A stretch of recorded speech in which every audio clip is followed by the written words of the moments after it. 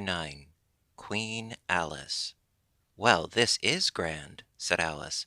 "I never expected I should be a queen so soon. And I'll tell you what it is, your Majesty," she went on, in a severe tone. She was always rather fond of scolding herself. "It'll never do for you to be lolling about on the grass like that. Queens have to be dignified, you know." So she got up and walked about, rather stiffly just at first, as she was afraid that the crown might come off. But she comforted herself with the thought that there was nobody to see her. "And if I really am a queen," she said as she sat down again, "I shall be able to manage it quite well in time." Everything was happening so oddly that she didn't feel a bit surprised at finding the Red Queen and the White Queen sitting close to her, one on each side. She would have liked very much to ask them how they came there, but she feared it would not be quite civil. However, there would be no harm, she thought, in asking if the game was over. "Please, would you tell me," she began, looking timidly at the Red Queen. "Speak when you are spoken to," the Queen sharply interrupted her. "But if everybody obeyed that rule," said Alice, who was always ready for a little argument, "and if you only spoke when you were spoken to, and the other person always waited for you to begin, you see, nobody would ever say anything, so that—" "Ridiculous!" cried the Queen. "Why, don't you see, child?" Here she broke off with a frown, and after thinking for a minute, suddenly changed the subject of the conversation.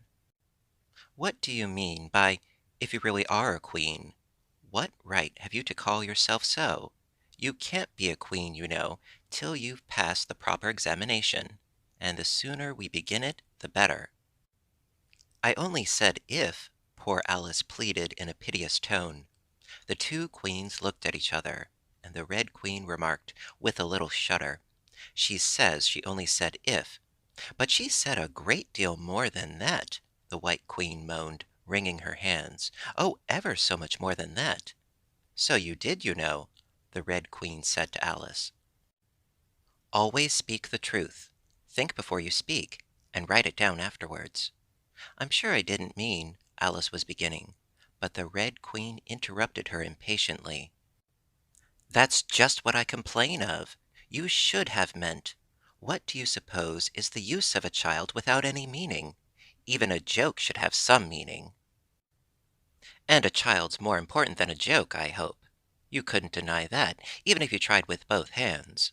"I don't deny things with my hands," Alice objected. "Nobody said you did," said the Red Queen. "I said you couldn't if you tried." "She's in that state of mind," said the White Queen, "that she wants to deny something, only she doesn't know what to deny."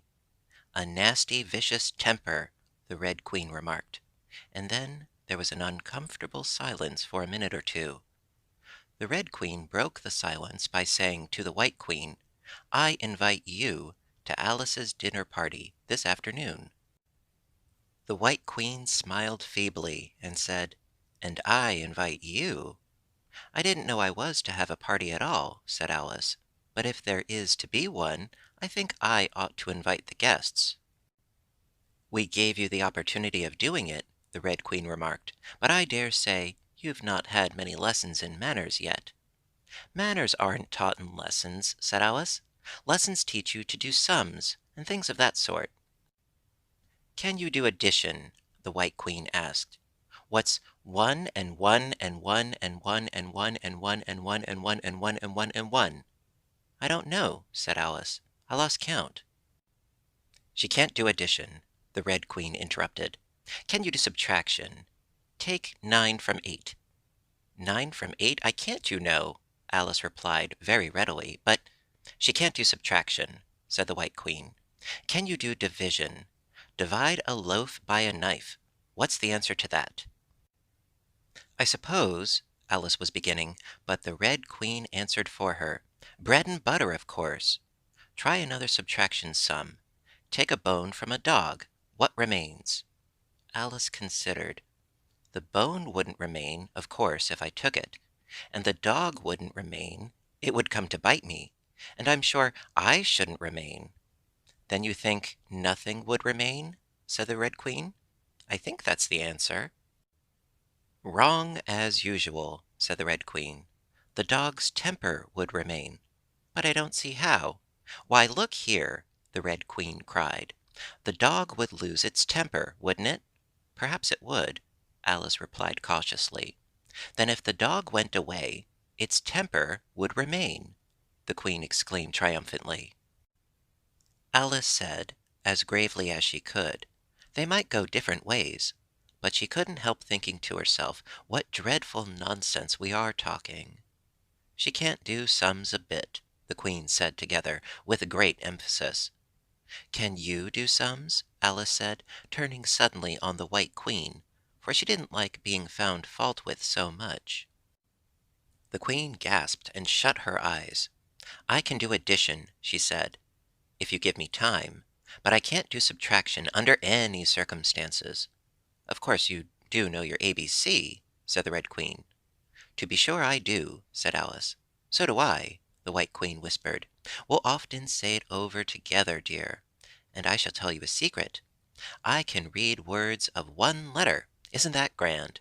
However, don't be discouraged. You'll come to it in time. Here the Red Queen began again. Can you answer useful questions? She said. How is bread made? I know that, Alice cried eagerly. You take some flour. Where do you pick the flour? The White Queen asked. In a garden or in the hedges? Well, it isn't picked at all, Alice explained. It's ground. How many acres of ground? Said the White Queen. You mustn't leave out so many things. Fan her head, the Red Queen anxiously interrupted. She'll be feverish after so much thinking. So they set to work and fanned her with bunches of leaves, till she had to beg them to leave off. It blew her hair about so. She's all right again now, said the Red Queen. Do you know languages? What's the French for fiddle-dee-dee? Fiddle-dee-dee's not English, Alice replied gravely. Whoever said it was? Said the Red Queen. Alice thought she saw a way out of the difficulty this time. If you'll tell me what language fiddle-dee-dee is, I'll tell you the French for it, she exclaimed triumphantly. But the Red Queen drew herself up rather stiffly and said, Queens never make bargains. I wish queens never ask questions, Alice thought to herself. Don't let us quarrel, the White Queen said in an anxious tone. What is the cause of lightning? The cause of lightning, Alice said very decidedly, for she felt quite certain about this, is the thunder. No, no, she hastily corrected herself. I meant the other way. It's too late to correct it, said the Red Queen. When you've once said a thing, that fixes it, and you must take the consequences. Which reminds me, the White Queen said, looking down and nervously clasping and unclasping her hands. We had such a thunderstorm last Tuesday. I mean, one of the last set of Tuesdays, you know. Alice was puzzled. In our country, she remarked, there's only one day at a time. The Red Queen said, That's a poor thin way of doing things. Now here, we mostly have days and nights, 2 or 3 at a time, and sometimes in the winter we take as many as 5 nights together, for warmth, you know. Are 5 nights warmer than 1 night, then? Alice ventured to ask. 5 times as warm, of course. But they should be 5 times as cold by the same rule. Just so, said the Red Queen. 5 times as warm and 5 times as cold, just as I'm 5 times as rich as you are, and 5 times as clever. Alice sighed and gave it up. It's exactly like a riddle with no answer, she thought. Humpty Dumpty saw it too, the White Queen went on in a low voice, more as if she were talking to herself. He came to the door with a corkscrew in his hand. What did he want? Said the Red Queen. He said he would come in, the White Queen went on, because he was looking for a hippopotamus. Now, as it happened, there wasn't such a thing in the house that morning. Is there generally? Alice asked in an astonished tone. Well, only on Thursdays, said the Queen. I know what he came for, said Alice. He wanted to punish the fish, because here the White Queen began again. It was such a thunderstorm you can't think. She never could, you know, said the Red Queen. And part of the roof came off, and ever so much thunder got in, and it went rolling around the room in great lumps, and knocking over the tables and things, till I was so frightened I couldn't remember my own name. Alice thought to herself, I never should try to remember my name in the middle of an accident. Where would be the use of it? But she did not say this aloud, for fear of hurting the poor Queen's feelings. Your Majesty must excuse her, the Red Queen said to Alice, taking one of the White Queen's hands in her own and gently stroking it. She means well, but she can't help saying foolish things as a general rule. The White Queen looked timidly at Alice, who felt she ought to say something kind, but really couldn't think of anything at the moment. She never was really well brought up, the Red Queen went on, but it's amazing how good-tempered she is. Pat her on the head, and see how pleased she'll be. But this was more than Alice had courage to do.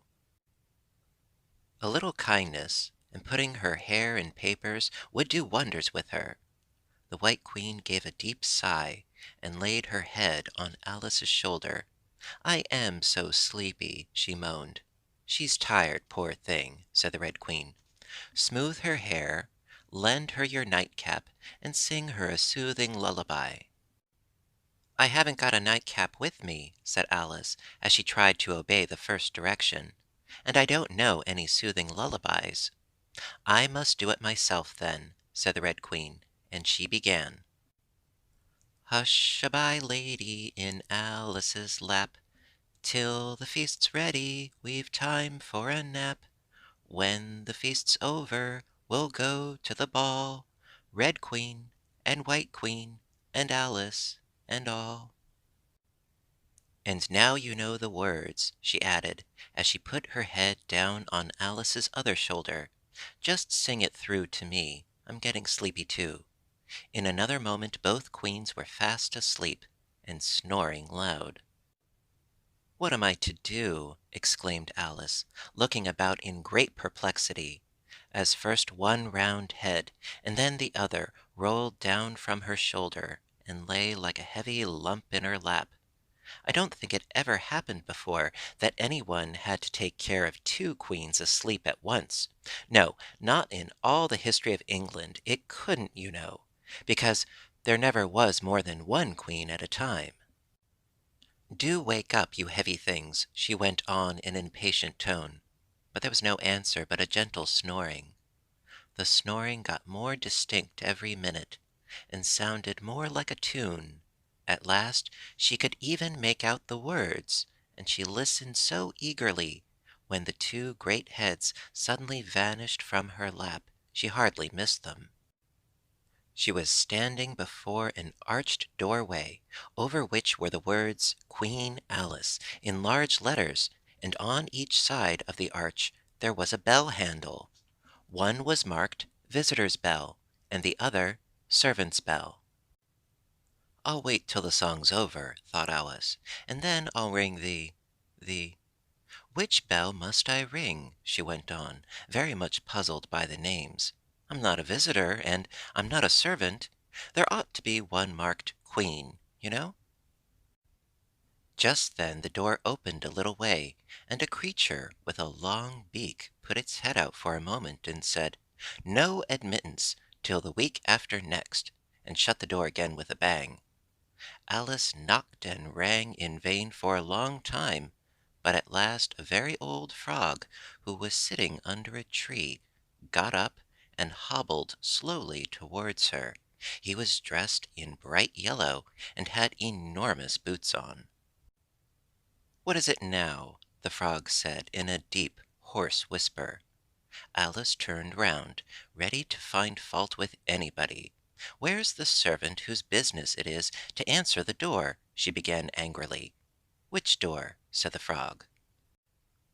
Alice almost stamped with irritation at the slow drawl in which he spoke.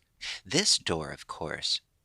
The frog looked at the door with his large dull eyes for a minute. Then he went nearer and rubbed it with his thumb, as if he were trying whether the paint would come off. Then he looked at Alice. "To answer the door," he said. "What's it been asking of?" He was so hoarse that Alice could scarcely hear him. "I don't know what you mean," she said. "I speaks English, doesn't I?" the frog went on. "Or are you deaf? What did it ask you?" "Nothing," Alice said impatiently. "I've been knocking at it." "Shouldn't do that, shouldn't do that," the frog muttered. "Wexes it, you know."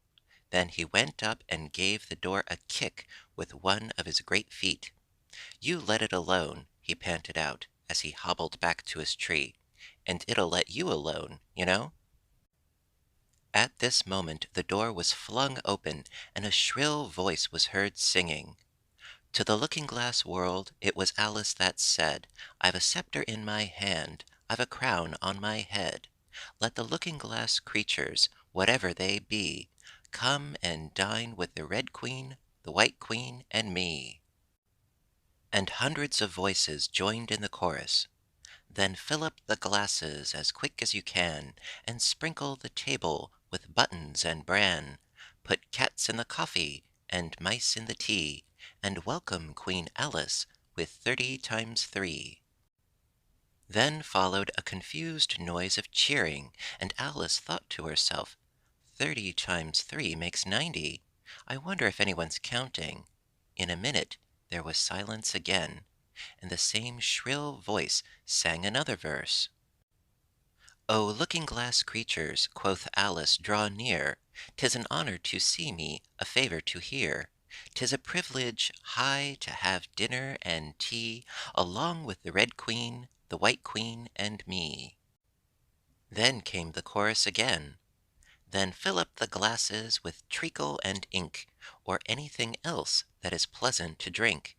Mix sand with the cider, and wool with the wine, and welcome Queen Alice with 90 times 9." 90 times 9, Alice repeated in despair. "Oh, that'll never be done. I better go in at once." And in she went, and there was a dead silence the moment she appeared. Alice glanced nervously along the table as she walked up the large hall, and noticed that there were about 50 guests of all kinds. Some were animals, some birds, and there were even a few flowers among them. "I'm glad they've come without waiting to be asked," she thought. "I should never have known who were the right people to invite." There were 3 chairs at the head of the table. The Red and White Queens had already taken 2 of them, but the middle one was empty. Alice sat down in it, rather uncomfortable at the silence, and longing for someone to speak. At last the Red Queen began. "You've missed the soup and fish," she said. "Put on the joint."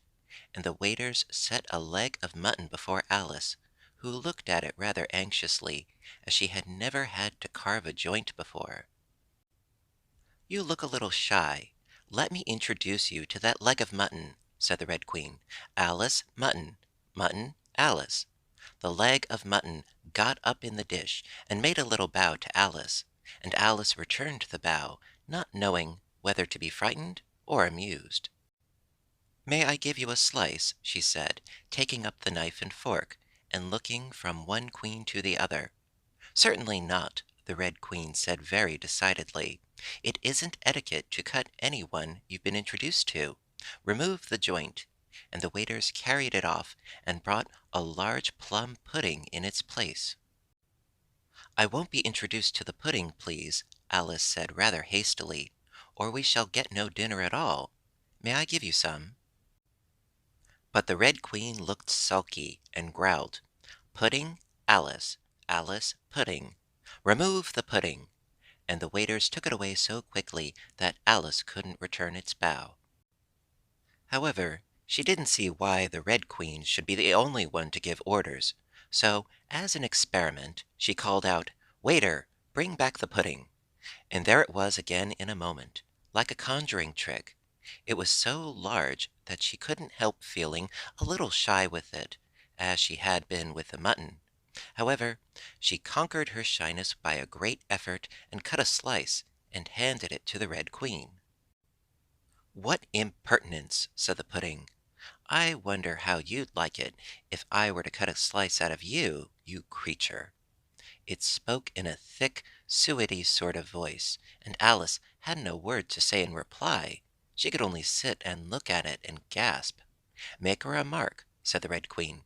"It's ridiculous to leave all the conversation to the pudding." "Do you know, I've had such a quantity of poetry repeated to me today," Alice began, a little frightened at finding that, the moment she opened her lips, there was a dead silence, and all eyes were fixed upon her. "And it's a very curious thing, I think. Every poem was about fishes in some way. Do you know why they're so fond of fishes all about here?" She spoke to the Red Queen, whose answer was a little wide of the mark. "As to fishes," she said, very slowly and solemnly, putting her mouth close to Alice's ear, "Her Majesty knows a lovely riddle, all in poetry, all about fishes. Shall she repeat it?" "Her Red Majesty's very kind to mention it," the White Queen murmured into Alice's other ear, in a voice like the cooing of a pigeon. "It would be such a treat. May I?" "Please do," Alice said very politely. The White Queen laughed with delight, and stroked Alice's cheek. Then she began. "First, the fish must be caught. That is easy. A baby, I think, could have caught it. Next, the fish must be bought. That is easy. A penny, I think, would have bought it. Now cook me the fish. That is easy, and will not take more than a minute. Let it lie in a dish. That is easy, because it already is in it. Bring it here, let me sup. It is easy to set such a dish on the table. Take the dish cover up. Ah, that is so hard that I fear I'm unable. For it holds it like glue, holds the lid to the dish while it lies in the middle. Which is easiest to do? Undish cover the fish, or dish cover the riddle?" "Take a minute to think about it, and then guess," said the Red Queen. "Meanwhile, we'll drink to your health. Queen Alice's health!" she screamed at the top of her voice, and all the guests began drinking it directly, and very queerly they managed it. Some of them put their glasses upon their heads like extinguishers, and drank all that trickled down their faces. Others upset the decanters, and drank the wine as it ran off the edges of the table, and three of them, who looked like kangaroos, scrambled into the dish of roast mutton, and began eagerly lapping up the gravy. "Just like pigs in a trough," thought Alice. "You ought to return thanks in a neat speech," the Red Queen said, frowning at Alice as she spoke. "We must support you, you know," the White Queen whispered, as Alice got up to do it very obediently, but a little frightened.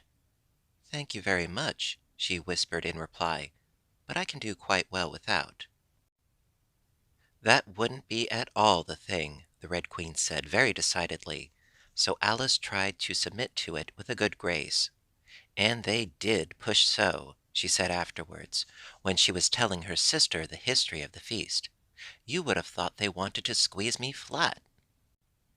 In fact, it was rather difficult for her to keep in her place while she made her speech. The two queens pushed her so, one on each side, that they nearly lifted her up into the air. "I rise to return thanks," Alice began, and she really did rise as she spoke, several inches, but she got hold of the edge of the table and managed to pull herself down again. "Take care of yourself!" screamed the White Queen, seizing Alice's hair with both her hands. "Something's going to happen." And then, as Alice afterwards described it, all sorts of things happened in a moment. The candles all grew up to the ceiling, looking something like a bed of rushes, with fireworks at the top. As to the bottles, they each took a pair of plates, which they hastily fitted on as wings, and so with forks for legs went fluttering about in all directions, and very like birds they look. Alice thought to herself, as well as she could in the dreadful confusion that was beginning. At this moment she heard a hoarse laugh at her side, and turned to see what was the matter with the White Queen.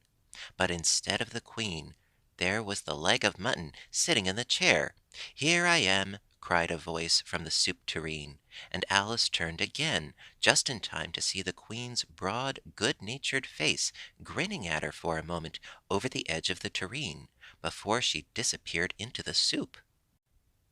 There was not a moment to be lost. Already several of the guests were lying down in the dishes, and the soup ladle was walking up the table towards Alice's chair, and beckoning her impatiently to get out of its way. "I can't stand this any longer," she cried, as she jumped up and seized the tablecloth with both hands. One good pull, and plates, dishes, guests, and candles came crashing down together in a heap on the floor. "And as for you," she went on, turning fiercely upon the Red Queen, whom she considered as the cause of all the mischief. But the Queen was no longer at her side. She had suddenly dwindled down to the size of a little doll, and was now on the table, merrily running round and round after her own shawl, which was trailing behind her. At any other time Alice would have felt surprised at this, but she was far too much excited to be surprised at anything now.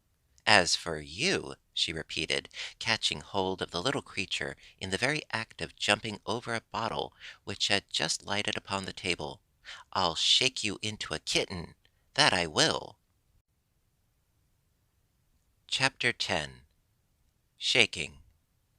She took her off the table as she spoke, and shook her backwards and forwards with all her might.